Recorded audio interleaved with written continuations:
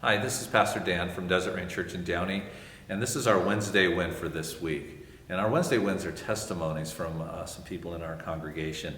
This Wednesday is the second half to Nancy Sanchez's testimony. Last week we heard her story of coming from El Salvador to America and the abuse that she suffered at the hands of her own family members. This is the continuation. Sit back and hear the remainder of her story. I stood up and I opened the door as quiet as I could, and I ran. I ran as fast as I could. I didn't know where to go, and the only person that came to mind was my friend, the only one that had made a promise not to tell anyone. So I ran as fast as I could to her house. I begged her to let me stay and help me. Her mom was the sweetest lady you can imagine. So I stayed in her house. I pretty much was hiding in her house for 2 weeks. I didn't go to school, so they wouldn't find me. I was terrified because I knew something worse would happen now if they did. Unfortunately, one day, there was a banging on the door, and it was the police. My grandmother had put in a runaway report, but she had managed to change the story. She reported me as a runaway child, rebellious, who didn't want to follow rules, and who was getting into trouble. But God only knows that wasn't the true story. When the police arrived at my friend's house, they took me out of the house. I begged them. I cried to them. I pleaded to the officer, and I said, please don't take me back to them. You have no idea what they do to me. They didn't believe me. The officer said, when you turn 18, you can do what you want with your life. For now, she's your guardian. And according to her, you're hanging out with the wrong crowd and you're doing bad things. I tried explaining, but there was no way out. When they brought me outside, each and every single one of them, my aunts, my uncles, my grandmother, their husband, everyone was standing there in a circle, just waiting for me. I remember their faces like vultures ready to devour me. I knew it was going to be worse. So I told the officer, if you take me back, I'm going to run away again. I'm really going to run away again. So when I said that, they said they would take me to a foster home, a temporary foster home. So I spent the next weeks, months in the foster home. I cried every night because I didn't know what was going to happen. I asked the lady, and she said, after you go to court, most likely you would go back to their house. I was terrified to even think I could go back there. Another foster young girl that was there, she told me her plans, and she said she would run away. She said the owner of the house lets them, at a certain time every day, go out and get ice cream when the ice cream truck comes. And I asked her, I pleaded her to let me run away with her, not knowing where I would go. So the next day, sure enough, the ice cream truck came. We ran out, got our ice cream, and we started running. We started running away from the foster home. We ran for almost a mile or two into a restaurant bathroom, and she called her friend or boyfriend, I don't remember what it was, and he picked us up in a car. And I called my friend, and I asked her to help me once again. Obviously, I couldn't go back to her house after what happened. But she offered me her aunt's house, older, nice lady. But I knew I had to find a way. I knew I needed a job. I knew I needed a place to go. I knew things were not going to be easy. This is when I see God was always there. God was marking every step on the way. God had everything planned. God had special people in my life that play a big role to bring me where I am now. So the lady had a daughter, and we both decided that we needed a job. We rode the bus, went downtown to Los Angeles, and we knocked on every door, every restaurant, every store that had a help wanted sign. Even if they didn't, we walked and asked because I needed a job. We arrived at an office in downtown. The owner was a Jewish older lady. We asked her if she needed anyone to help her and work in the office. The other lady that was with me, she was twice older than me. Even though I looked young, I lied about my age, and I told her I had just turned 18. It was a printing shop, a notary public, We asked her. She said she didn't need anyone, but she could accommodate some hours. However, she could only do it for one of us, not both. What are the odds? She chose me. I had a job working 4 hours a day, making $20 a day. I know God used that lady, so I managed to work. I did the best of my abilities. I gained her trust. She gave me a key to her business. I was allowed to open early in the morning while she arrived.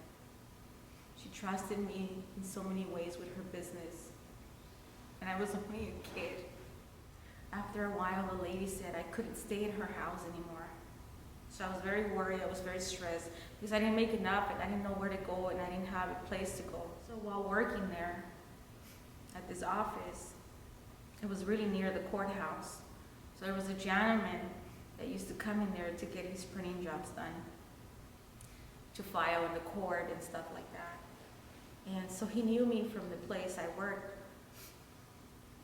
And one day, I was in the bus stop, not knowing what I was going to do, where I was going to go, but I knew I had to find the answer soon, or I would be homeless. So this gentleman, Stephen Golighty,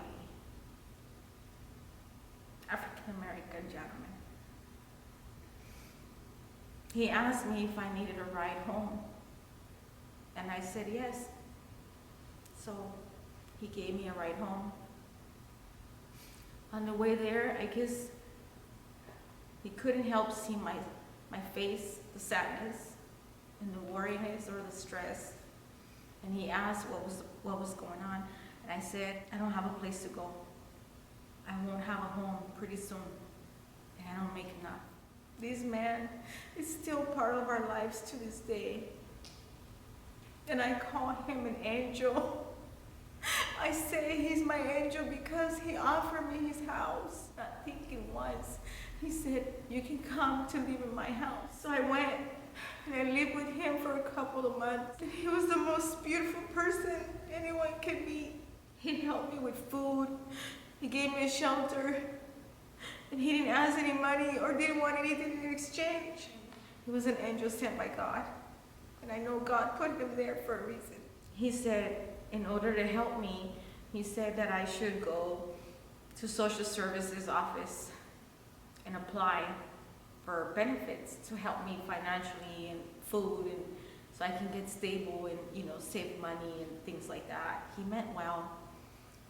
So I did. I went to an office and I applied for help, but I was a minor. They started questioning me where I was leaving, who I was leaving with. And I told them that I was staying with this kind man who had helped me. But they didn't believe me. They assumed that he was somehow abusing me or that he was convincing me some way to stay there. But I pleaded with them and I told them that he was just a nice man that had helped me when I most needed help. So they said I wasn't allowed to go back with him. They said I had to be placed in a shelter because I was a minor. He begged them to allow me to make a phone call. I thanked him for all his help, and I told him I wasn't allowed to go back there. And I told him what shelter they would be taking me. So when I was at the shelter, this man managed to come there and brought me clothes, and brought me food, and blessed me with so many things. So while I was living in the shelter and still kept working, they put you through so many programs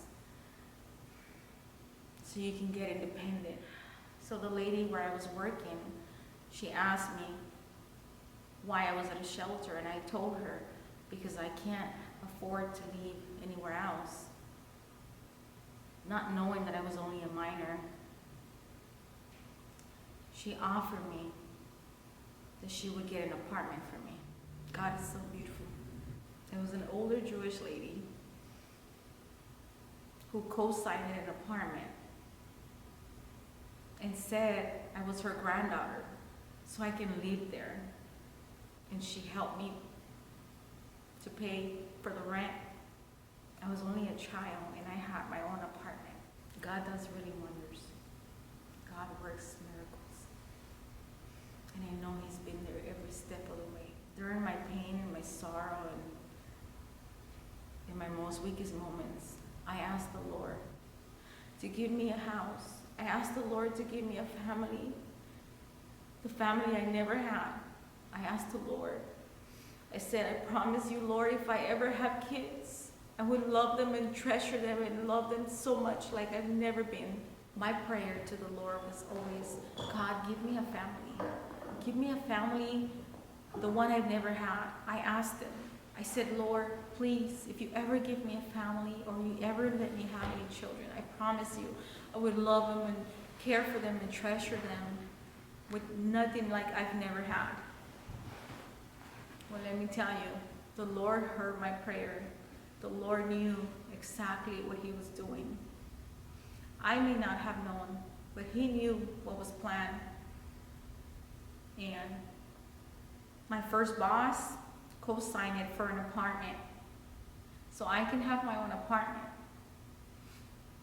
So when I moved into this building and started living there, the person who's my husband now was actually living in that building. I met him there, my husband, Fortunato. And I can tell you, he's the most amazing, beautiful person that I have ever met. I know the Lord prepared him for me. I know the Lord chose him for me. And I know it was His way of giving me a gift for all the pain. Because my husband, he's a genuine gentleman. He's amazing. He takes care of me in the most smallest little things that you can imagine. He's always there. He goes beyond his limits to take care of me and his kids. I met him there. And soon after we met, he offered me to move in together and start a family. I've never had that. I didn't know what it was. Maybe it was too soon, but I jumped right for it. But now I know God had a plan. So soon enough, when I was 15, I became pregnant with my first son. He was born at 16 years old when I was 16. We had our own apartment and we started building a family. My husband is so special to me. I tell the Lord, I know you chose him for me. I know you selected him for me. He pampers me in so many ways. You have no idea. He won't even allow me to carry anything heavy because he says as long as I'm there, he's going to be there to protect me and take care of me. When I'm sick, anything, he's always there. He's the most genuine, sweet guy you can ever meet. He goes beyond his limits. After having a family with my first son, God started to do wonders. God started to work in so many ways. The lady that offered me my very first job, she passed away. So I was forced to look for another job. And God always provides. God has always been there for me. I can tell you now, He's a God of miracles. Every single thing that has happened in my life, I know it was for a reason. I know it was for Him to bring me here. So I can tell you that He is real. In so many ways, He has shown me that He's there. And He has never abandoned me. He has never left me or forsaken me. The family that I once begged Him, I have it now. I have a beautiful daughter who loves the Lord and whose only desire is to worship Him. I have a beautiful husband and my son. We have our first grandbaby. That's a blessing for me.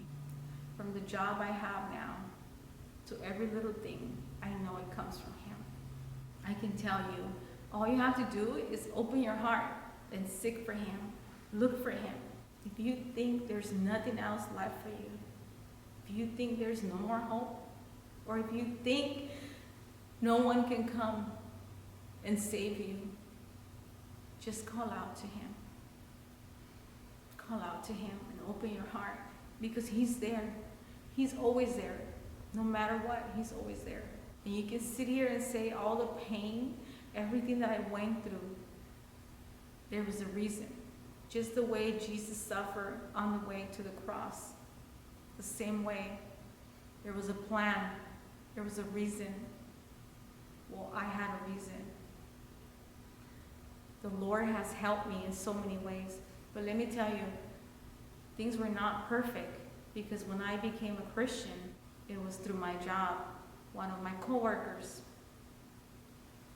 had a Bible study in their home, and she invited me multiple times. Finally agreed, my husband and I, to go to one of the Bible studies in her house. It was totally different. I had never heard the Word of God until that day. I knew what he had done for me, but I had never heard the Word of God and everything and all his promises and everything that he has for us. Soon after, my husband and I accepted her invitation to go to church with her. It was the most beautiful thing that could ever happen to us. When the pastor did the calling, my husband and I both walked up to the front of the altar holding hands. And we both accepted Jesus. That day we gave our life to him. That day we realized, and I realized that there was nothing else there for me. And I realized that that's all I needed. I realized that with him, no one else can hurt me. With him, no one else can come and take anything away from me, because he gave me everything. That day I realized that I didn't need a father or a mother or anyone. I only needed him. And be blessed to walk in the Lord's steps with my husband by my side. When we accepted Jesus, I told my husband, I like this whole church thing. I can come to church, and serve and, do whatever I need to do. I said, but these people are crazy. I am not going to stop hearing my music. I said that because I used to be a fan of music. I used to collect worldly music, 80s, 70s, all kinds of music. That was my thing. To me, life was not life without music. To me, life, it was like music gets you going. It was part of me. And I said, I like this whole church thing, but I am not going to stop hearing my music. And the pastor and no one is going to come and tell me you can't listen to certain things. And my husband laughed and said, well, I don't think they're going to do that, honey. I kept going to church and I heard worldly music. I heard things that I wasn't supposed to. And you know something? When God doesn't like something, or God thinks something is in the way of you getting closer to him or transforming you, he will take it away from you. So I can tell you here now, one day I was cleaning my house, and I am the type of person that I can't clean without music. I have to have music. And I had my music loud, and again, I was already attending church, and I'm sweeping the house. And while I'm sweeping the house, I clearly heard God's voice said, you don't need this. You don't need this. And I ignored it. I paused and I kept sweeping. And I heard it again. He said, you don't need this anymore.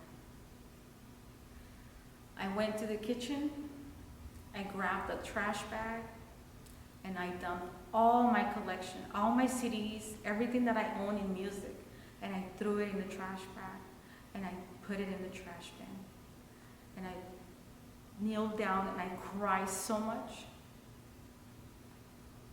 because I realized that I didn't need anything else from the world, anything. As long as I have him, that's all I need. And I can tell you now, to this day, I still clean with music, but it's always music to worship him. I can't live without music. I can't imagine myself not worshiping him. The same way, the same desire I had for music before, I have it now for the Lord. The Lord has always been there every step of the way. And I tell you now, he is real. No one can come and tell me he's not real or he doesn't exist, because I lived it. I lived it. My innocence was stolen from me. My life was stolen from me. I nothing in life. I had not one person, not one thing to save me or help me but God. But you have to be willing to open your heart and seek for Him and be patient, because things will come your way. Things will come your way that He has great things planned for us. He doesn't want us to suffer. He doesn't want us to be in pain. He doesn't want us to have any of that. He has greater promises for us. And I tell everyone now, I have my beautiful family. I have everything that I've asked. He has provided for me, everything. I'm thankful for the husband I have. I'm thankful for my children. I'm thankful for the church I attend, everything. Because I know He's there. I know He's here. To me, the Lord is everything. Everything I didn't have, I have in Him. Everything I went through, all the pain, He has taken it away. I was abused in every way you can think of, but I'm standing here now telling you that He is real. No matter what you've been through, no matter, it's up to you to make the change. It's up to you to let the Lord work in you. You can sit here and cry, and you can sit here and regret and complain about everything that happened to you. I'm telling you because I did it for many years. I attended church and I still had hate in me. I attended church and I still hated people that hurt me so much. I would be there worshiping the Lord, and I had so much hate inside of me towards my mother for abandoning me, towards my father for being an alcoholic and not being there, towards everybody that hurted me in so many ways. One day, our old church had a guest pastor come, and he said, while preaching, he said something very important. He said, "The Lord is here. And He wants to tell you today that if you were there and you had no one, you had no mother, no father, no one, He knows the pain you've been through. He wants to tell you, He wants to be your father and your mother." And that day, He said, give Him all your pain. Give Him all your weight. Give Him all the sorrows, everything you're carrying on your shoulders. And that day, I realized that I could no longer live like that. I realized that I could not continue calling myself a Christian and still having so much hate and resentment towards people who hurt me in so many ways. And that day, I said, "Lord, please help me forgive them. I don't no longer want to feel this pain." That day I realized that I had a choice, and the choice was God. I realized that He was there with His arms open waiting for me to heal completely. But I'm at peace. I have the most beautiful peace that God can give you. You just gotta look for Him and reach out to Him, because He's been waiting. Wasn't that just a powerful story and a testimony from Nancy? And when you think about the pain and the anguish that she went through as she grew up as a child, and the love that she looked for in her mom and her dad that she never did get, and especially from her grandmother who was so abusive to her. And there was a God that she didn't even know. There was a God that she didn't know, and she reached out to that God. And at that point is where things start to change for her, and God poured His love over her. And it's just amazing just to hear someone like Nancy explain that God was always there for her. And it's just such a powerful message of love that comes from our God. And wherever you are today, maybe you are struggling, maybe you are in pain, maybe there's something in your life, maybe you're just fed up with the things that are going on today in your life. I would encourage you today just to seek the Lord, seek Jesus, ask Him into your life, and you see if something doesn't start to happen in your life as well. So God bless you, and have a wonderful evening.